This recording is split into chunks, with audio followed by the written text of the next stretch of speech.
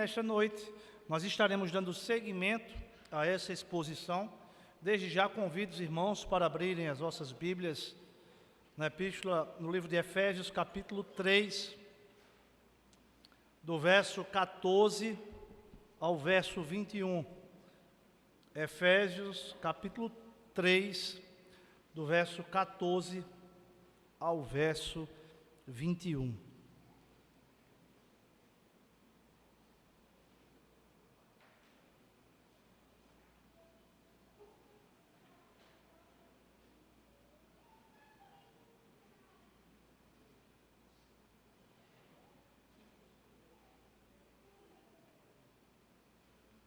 Que diz a palavra do Senhor: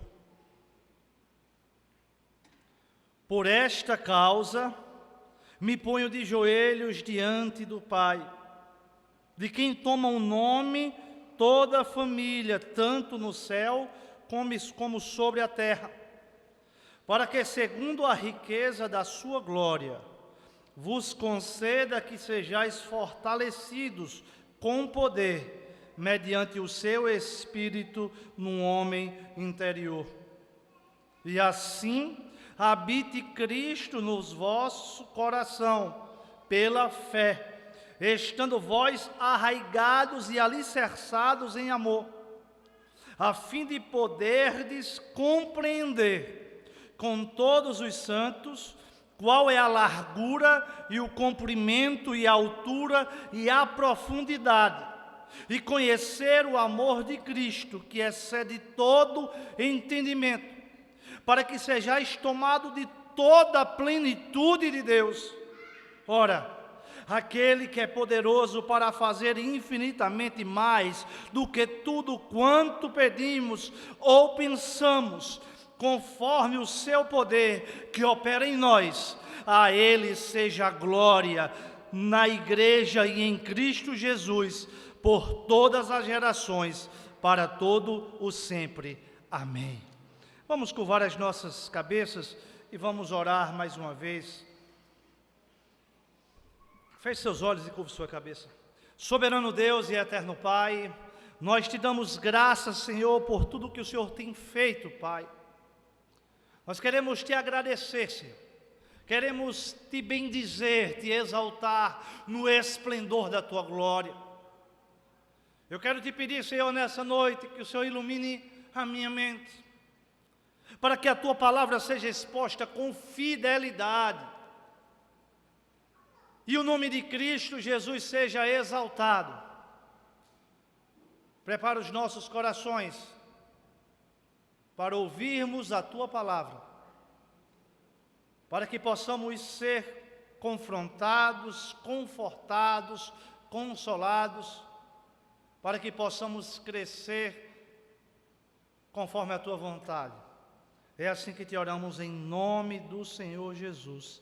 Amém e amém. Meus amados irmãos, esse texto é um texto bastante conhecido e um dos textos mais belos das Escrituras. A primeira oração do apóstolo Paulo nesta carta, ele traz a ênfase na necessidade da iluminação. Ele enfatiza a capacitação do povo de Deus. E nessa segunda oração, nós podemos observar que a ênfase do apóstolo Paulo não é no conhecer, no saber, mas a ênfase do apóstolo Paulo é no ser, no viver de acordo com a revelação do próprio Deus. Essa oração é considerada pelos teólogos e ao longo da história como uma das orações mais sublimes, uma das orações mais marcantes, não apenas do apóstolo Paulo, mas registradas nas Escrituras Sagradas. E é interessante nós nos contextualizarmos acerca desta oração. O apóstolo Paulo, ele estava preso, ele estava algemado, ele estava atrás das grades. Ele estava com o seu direito de ir e vir restringido.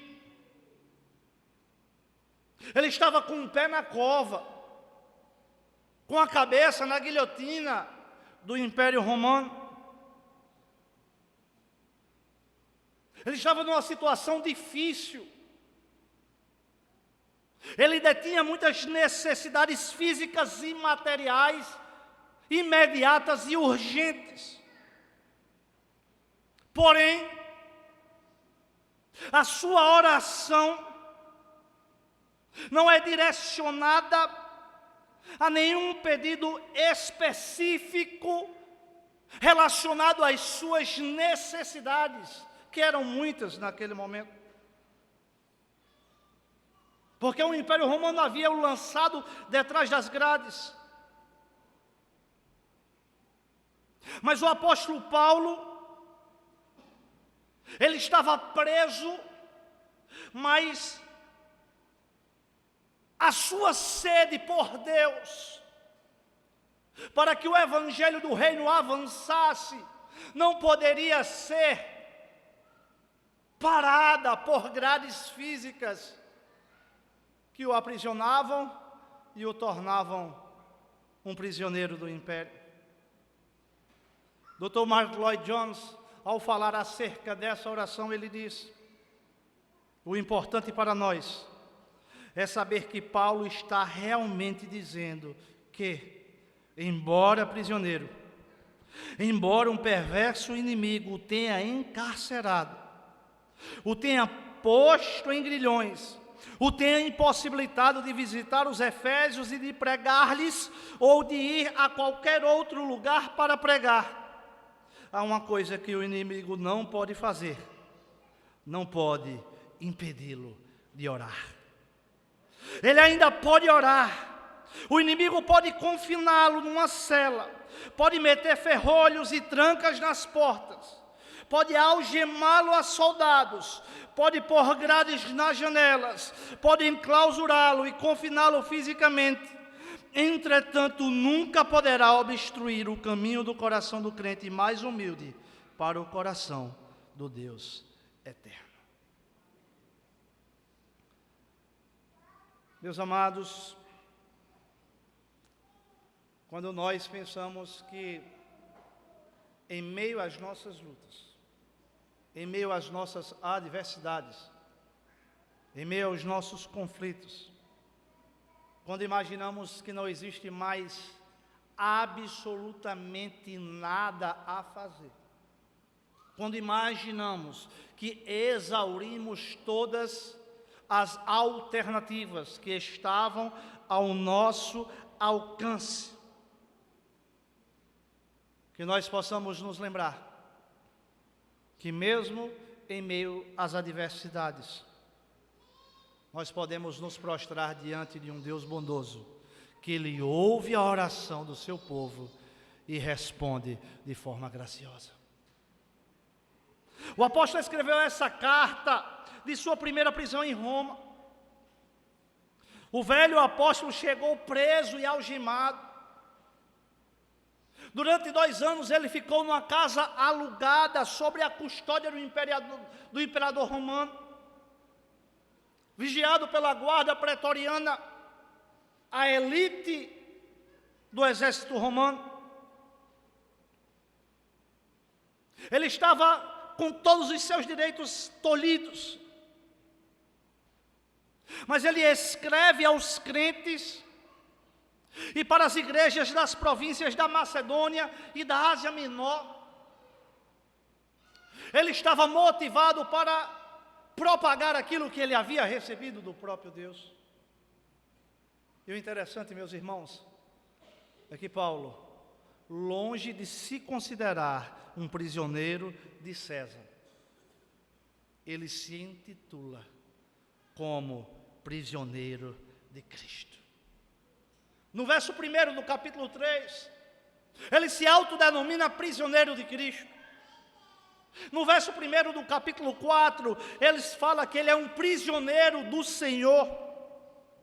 No capítulo 6, no verso 20, ele vai falar que ele é um embaixador em cadeias. Paulo estava preso, mas não estava inerte, inativo. Ele estava realizando um poderoso ministério na prisão. O ministério da intercessão. E é interessante que Paulo nunca separou o ministério da instrução e do ensino da palavra com o ministério da oração. E nós não podemos compartimentar o ensino da oração. Nós não podemos separar essas duas necessidades que todos nós possuímos. Nós não podemos apenas estudar, meditar nas Escrituras para termos um mero conhecimento estéril. Solano Portelo, falando acerca do intelectualismo estéril, ele falou algo muito importante. Ele disse: podemos ter uma geração que abraça status da fé reformada, mas que nunca se acha confrontada com o estigma de ser merecedora das chamas do inferno, salva apenas pelo exercício da livre graça de Deus, tão claramente exposta nas Escrituras. O conhecimento da palavra, ele deve ser associado a uma vida de oração, a uma vida de piedade. E o grande desafio dos grandes teólogos é de fato terem uma vida dedicada ao ensino e crescimento nas Escrituras, associada a uma vida de piedade, para que de fato tudo que está sendo conhecido venha a ser posto em prática nas suas vidas. E esse é um desafio para todos nós como igreja do Senhor. De fato, nós temos de crescer no conhecimento do Senhor.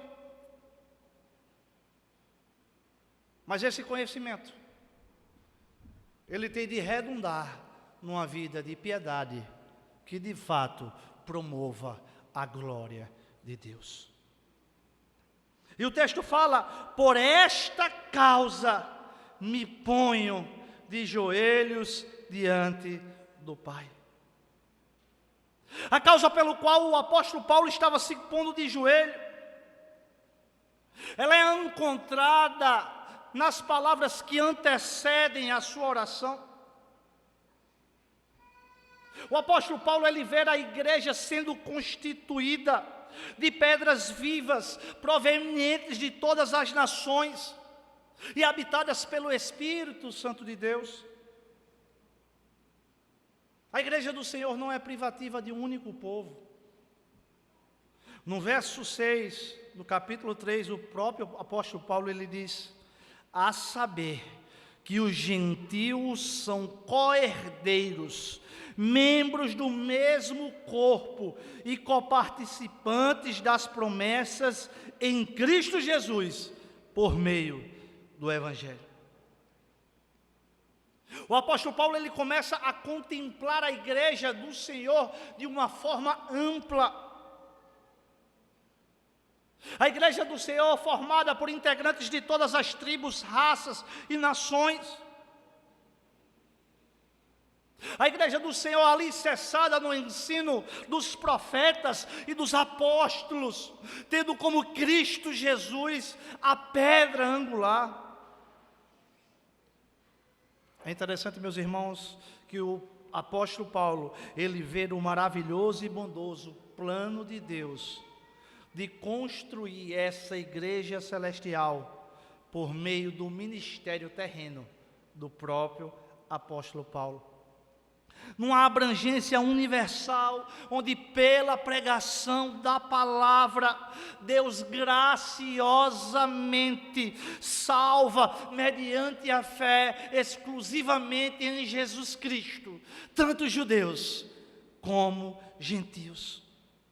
E ele passa a formar a sua igreja invisível, o povo eleito do Senhor, e com consequência dessa maravilhosa realidade e demonstração de amor, o apóstolo Paulo cai, se prostra diante do Pai, num ato de humildade e reverência, especialmente por ter sido escolhido para levar as boas notícias de Cristo Jesus para os gentios. Paulo, ele se prostra.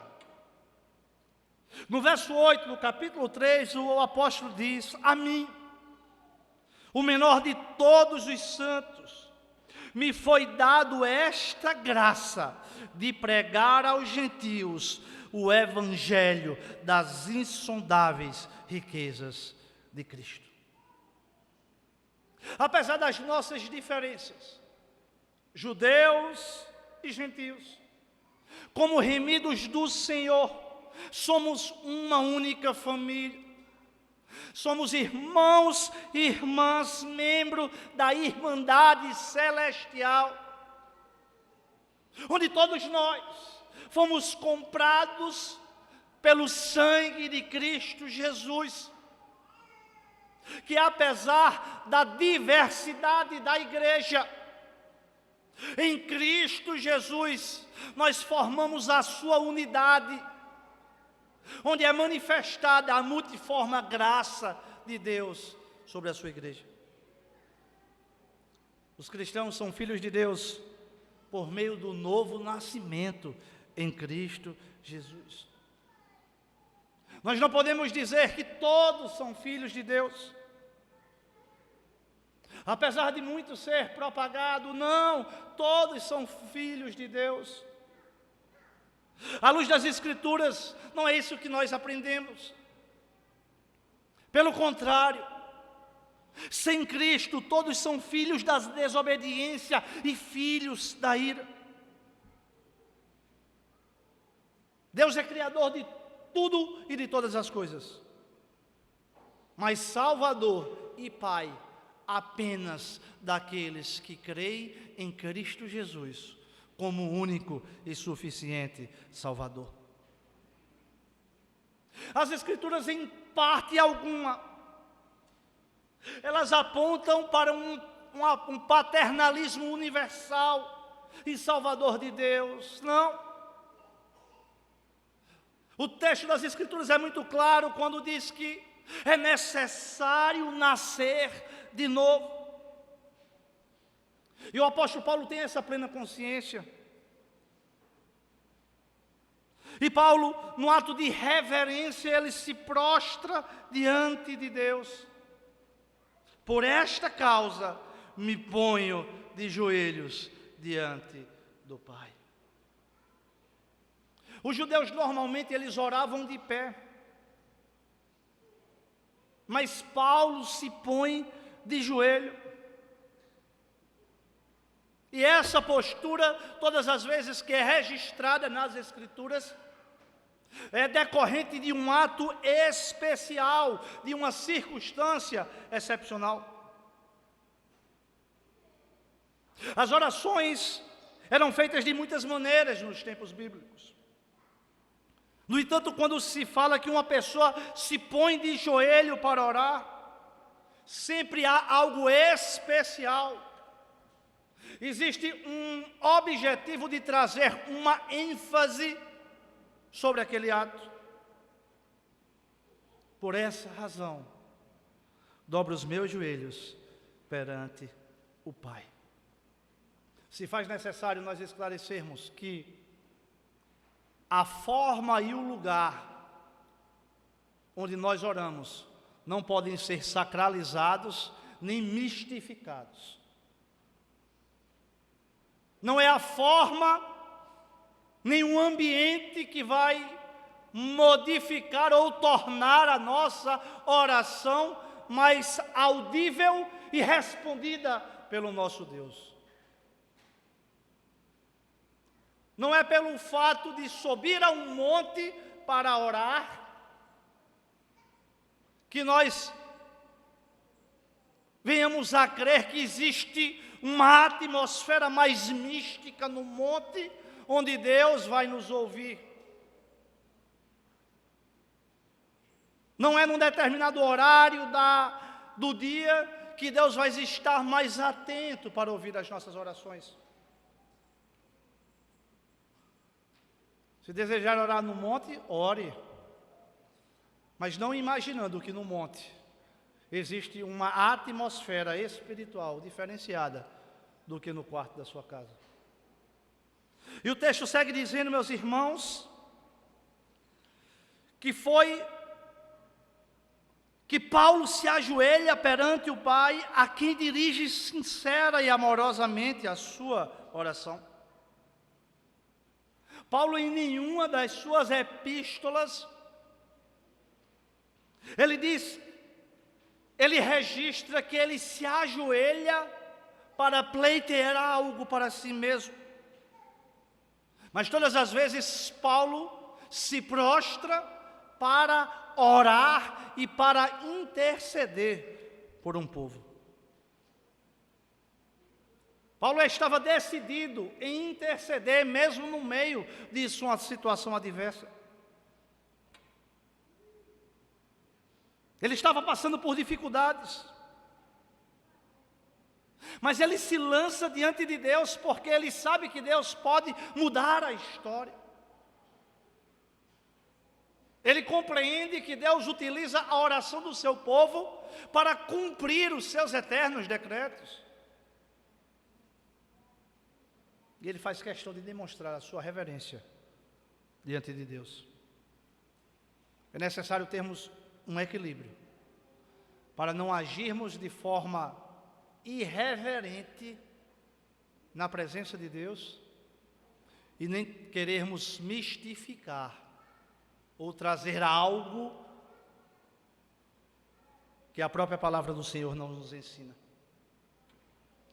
E Paulo se dirige a Deus como Pai, demonstrando a sua intimidade e confiança de um filho perante um pai bondoso e que está disposto a ouvir a sua oração.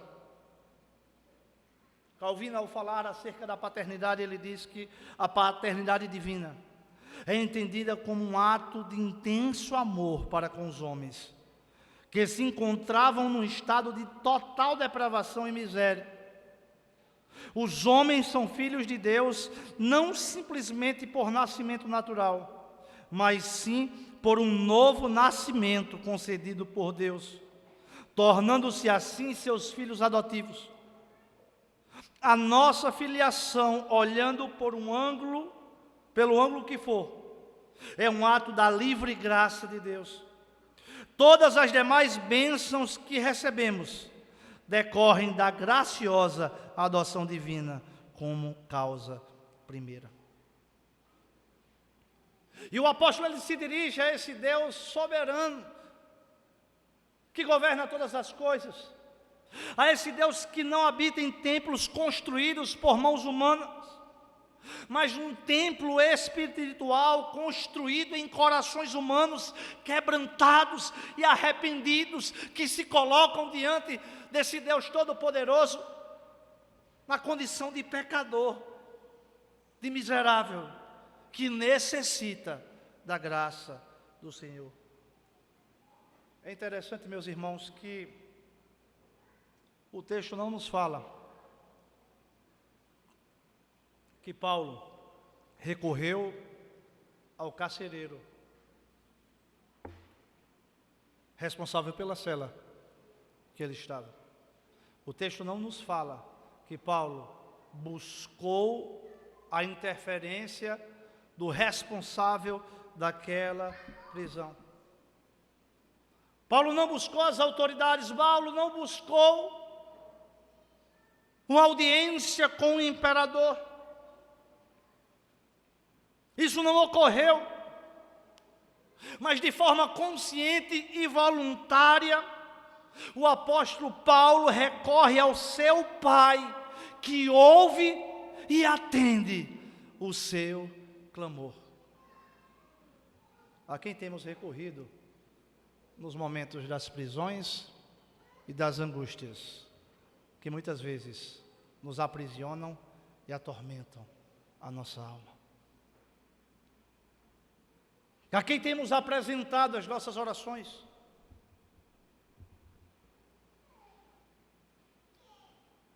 Muitas vezes buscamos todas as pessoas, buscamos todos os atalhos,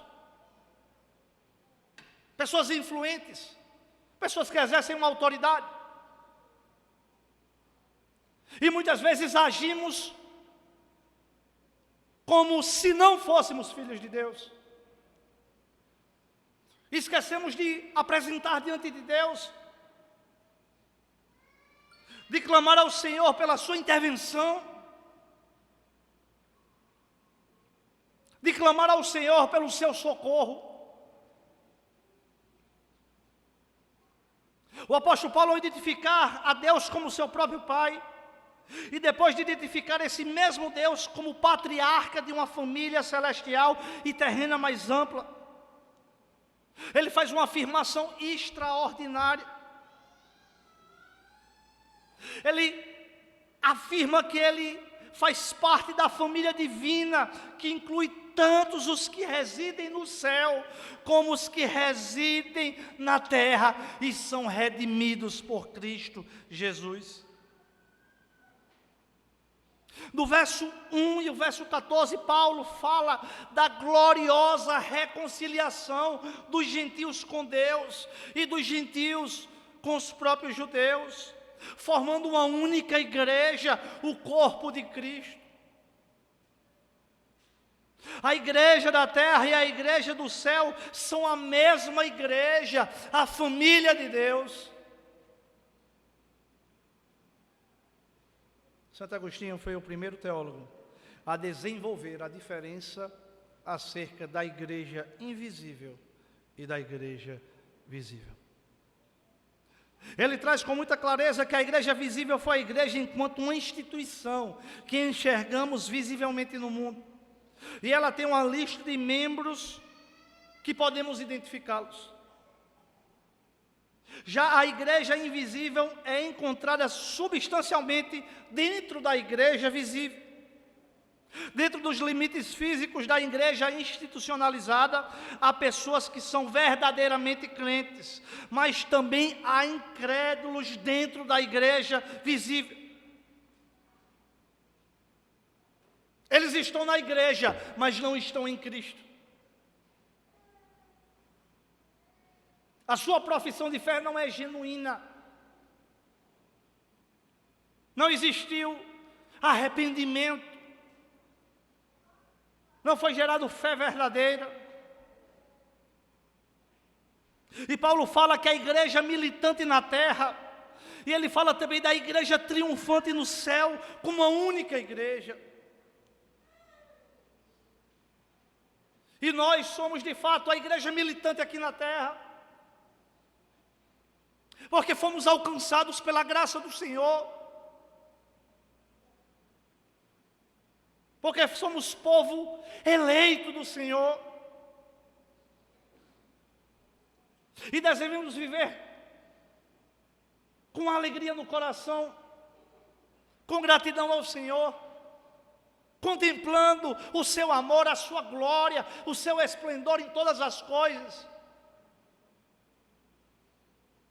O texto segue dizendo, no verso 16, para que segundo a riqueza da sua glória, vos conceda que sejais fortalecidos com poder, mediante o seu Espírito no homem interior. Paulo manifesta o desejo de que Deus atenda às suas súplicas, segundo a riqueza de sua glória. E a glória de Deus não é um atributo específico, mas é o fulgor, o esplendor de toda a sua majestade, domínio e poder. Interessante que Paulo não está pedindo para que haja mudança nas circunstâncias em relação a si mesmo, nem em relação aos outros. Em momento nenhum o texto fala que Paulo pede para que Deus mude a situação. para que o liberte daquelas cadeias, daqueles grilhões. Mas o apóstolo Paulo, ele ora pedindo poder. A preocupação do apóstolo não é com as coisas materiais, mas com as coisas espirituais, porque ele tem a consciência, a convicção que se ele estiver cheio do poder de Deus, nada, nem ninguém poderá parar com o propósito de Deus em sua vida e perante o seu povo.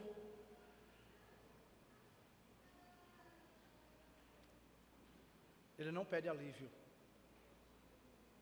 ele não pede fulgor, mas ele pede poder para enfrentar as lutas e todas as provações que ele está sendo submetido.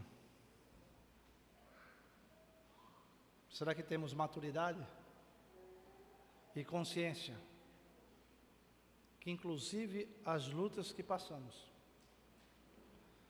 fazem parte dos desígnios eternos de Deus, onde muitas vezes momentaneamente nós não compreendemos, mas devemos nos submeter ao Deus que é o Deus Criador, o Deus que governa, o Deus que rege e o Deus provedor de todas as coisas. A presença do Espírito na vida é a evidência da salvação. Mas o poder do Espírito é a evidência da capacitação de Deus na vida do seu povo. O apóstolo Paulo ora para que no seu interior seja espiritualmente fortalecido, o que por sua vez conduzirá para uma experiência mais profunda com Cristo. Essa experiência mais profunda permitirá uma compreensão do grande amor de Deus, que resultará em ser de toda a plenitude de Deus. Assim Paulo ora pedindo força, profundidade, compreensão e plenitude. Igreja do Senhor, que nós possamos ter essa coragem e ousadia de orarmos a Deus, pedindo o poder e a autoridade, para nos fortalecermos no Senhor. O poder do Espírito dá a capacitação necessária para as nossas vidas. E é isso que o apóstolo Paulo está pedindo ao Senhor. É esse poder que nos capacita para agir com coragem e maturidade diante de todas as situações da vida. Nós só teremos sobriedade, sabedoria para agirmos em conformidade com a vontade revelada de Deus nas Escrituras, se de fato estivermos cheios do poder de Deus, se não formos dominados pelo Senhor, nós optaremos por agir conforme a nossa vontade, utilizando dos nossos atalhos, buscando os nossos jeitinhos. Hernandes Dias Lopes diz com muita frequência que uma coisa é ser habitado pelo Espírito, outra coisa é ser cheio do Espírito. Uma coisa é o Espírito ser residente, outra coisa o Espírito ser presidente das nossas vidas. De fato, o que estará dominando as nossas vidas? Será que é os nossos desejos? Ou se de fato nós somos tomados, dominados pelo Espírito Santo de Deus? Será que temos orado pedindo capacitação do Senhor? Será que temos orado pedindo o poder do Senhor para as nossas vidas? Muitas vezes, meus irmãos, nós, especialmente de um segmento reformado, nós começamos a agir de uma forma muito intelectualizada e começamos a criticar alguns irmãos, mas quando nós olhamos para as Escrituras, em várias porções, nos é aconselhado, recomendado e determinado que de fato nós venhamos buscar o poder do alto, para que possamos ser cheios do Espírito Santo, para viver uma vida de santidade, para viver uma vida que de fato promove a glória de Deus em todas as esferas das nossas atuações.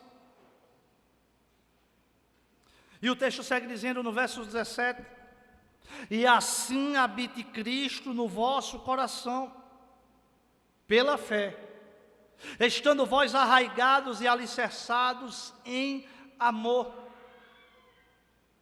É pela fé, que é um dom de Deus, que recebemos Cristo em nosso coração, e assim podemos estabelecer uma relação de pai e filho.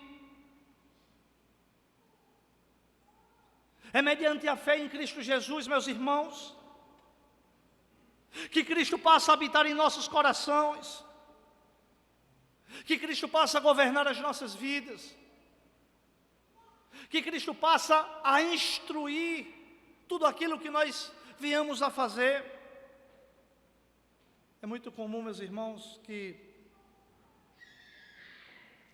muitas pessoas carregam Cristo pendurado no seu pescoço, penduram uma estátua de Cristo na sala, possuem um quadro pintado de Cristo no seu quarto, se vestem com uma camisa de Cristo, mas Cristo não está em seu coração e nem governa a sua vida. Nós temos de ter cuidado para não sermos apenas religiosos, cristãos nominais, fazermos parte apenas da igreja visível e estarmos excluídos da igreja invisível, que é a igreja pela qual o Senhor irá buscar.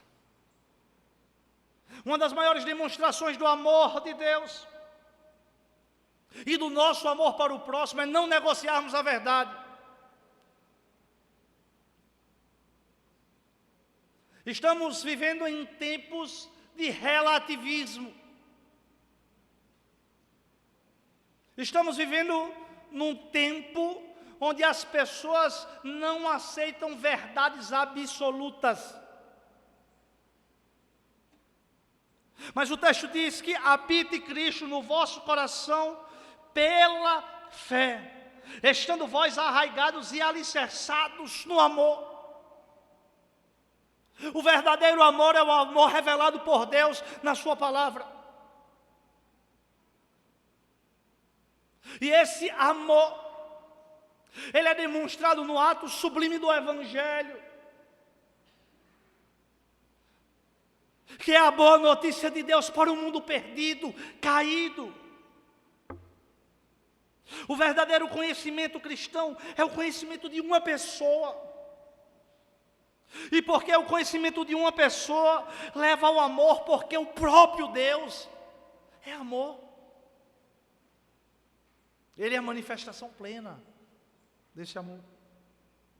E o texto segue dizendo que, pela fé, estando vós arraigados e alicerçados em amor, a fim de poderdes compreender com todos os santos qual é a largura e o comprimento, e a altura e a profundidade, e conhecer o amor de Cristo que excede todo entendimento, para que sejais tomados de toda a plenitude de Deus.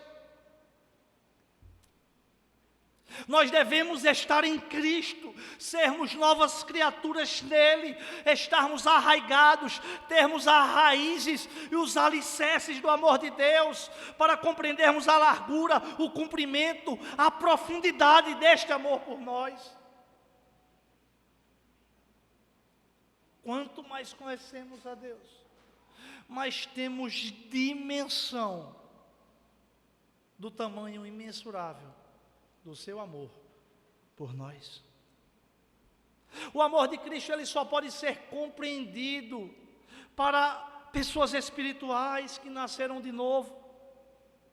O homem natural, ele não entende e não aceita as coisas de Deus, porque a sua mente não alcança, a sua mente está cauterizada pelo engano e pelo pecado. Ele não consegue ter a compreensão. Ele não entende porque tais coisas só são discernidas espiritualmente. E ele não aceita porque o Evangelho parece loucura para eles. Racionalmente é algo inexplicável. Contemplar a glória de Cristo, como o apóstolo Paulo fala, é sermos transformados paulatinamente, progressivamente, à imagem de Cristo.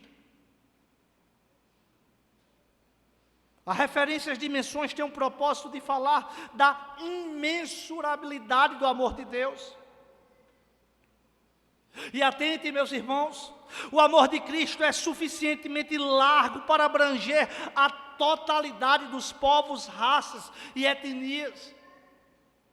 O Evangelho, ele é universal, que é algo diferente do universalismo, onde prega que no final tudo vai dar certo, porque Deus é amor, todos serão salvos. Não. Ele é suficientemente cumprido para durar por toda a eternidade. Ele é suficientemente profundo para alcançar o pecador mais degradado no charco de lodo e imundícia. O Evangelho é poderoso para resgatar aqueles que estão perdidos, para aqueles que estão à margem da sociedade, para aquele que, sob a nossa perspectiva, não tem jeito. O Evangelho tem o poder de transformar corações. O Evangelho não ressignifica pessoas. O Evangelho dá nova vida em Cristo Jesus. Porque o Evangelho é o poder de Deus para a salvação de todo aquele que nele crê. Louvado seja o nome do Senhor Jesus. Quando o apóstolo Paulo examina as maravilhosas misericórdias de Deus, efetivadas por meio do supremo sacrifício do seu Filho amado, introduzindo em sua própria família os que noutro tempo eram filhos da ira, estavam perdidos em seus pecados e em seus delitos, passando a lhe dar-lhe confiança e acesso, o privilégio de contemplar as glórias de Cristo, a gloriosa dimensão do amor de Deus por nós em Cristo Jesus. Sua alma envolta em êxtase, amor e louvor expressa esta sublime doxologia que é conhecida no Novo Testamento. Ora, aquele que é poderoso para fazer infinitamente mais do que tudo quanto pedimos ou pensamos, conforme o seu poder que opera em nós. A Ele seja glória na igreja em Cristo Jesus, por todas as gerações, para todo o sempre. Amém. Meus amados irmãos, o apóstolo Paulo, ele rasga o seu coração. Não é de se admirar que depois de contemplar uma experiência espiritual tão maravilhosa, Paulo tenha irrompido em uma doxologia, uma bendição apropriada para essa adoração.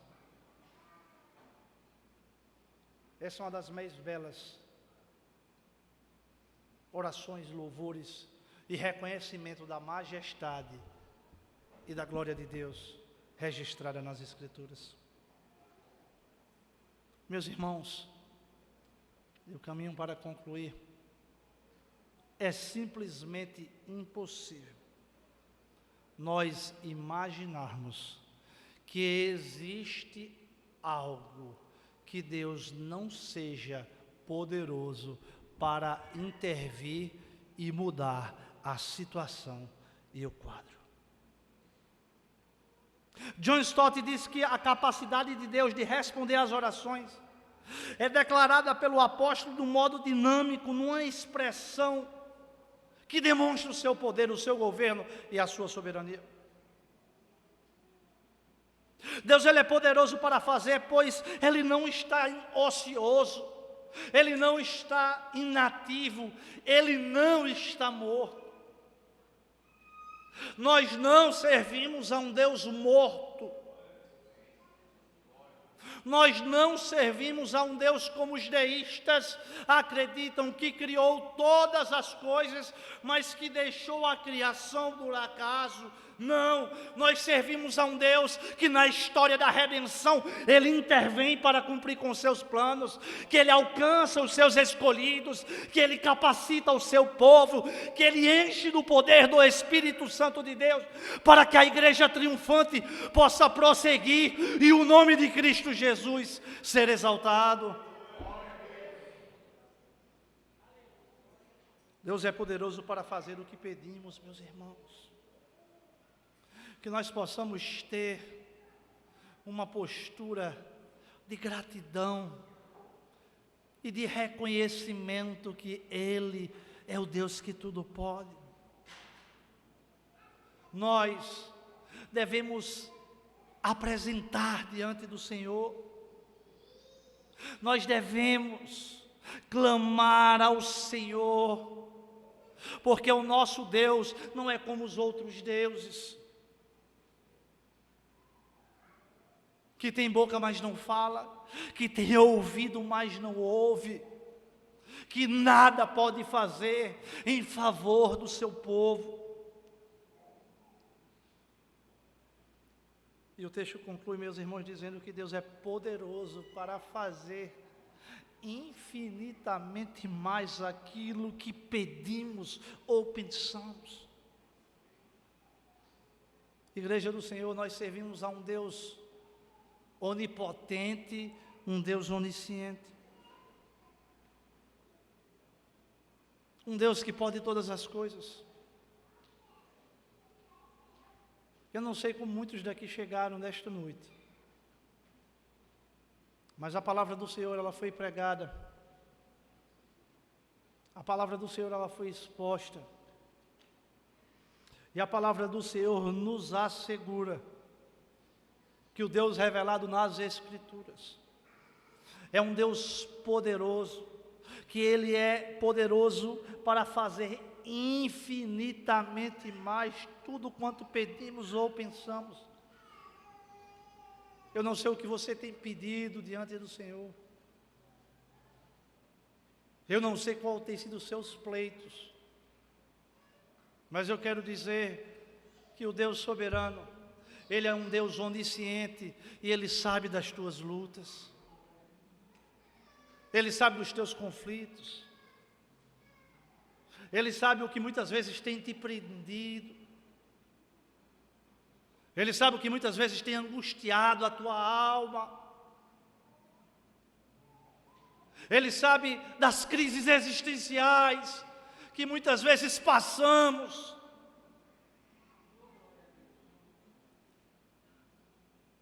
Ele sabe, contempla muitas vezes o sentimento de solidão que quer aprisionar o nosso coração e a nossa mente.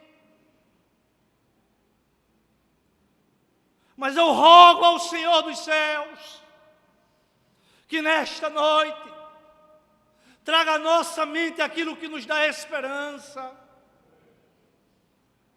que possamos, nos momentos das adversidades, sabermos que temos um Deus grande, um Deus bondoso, um Deus maravilhoso,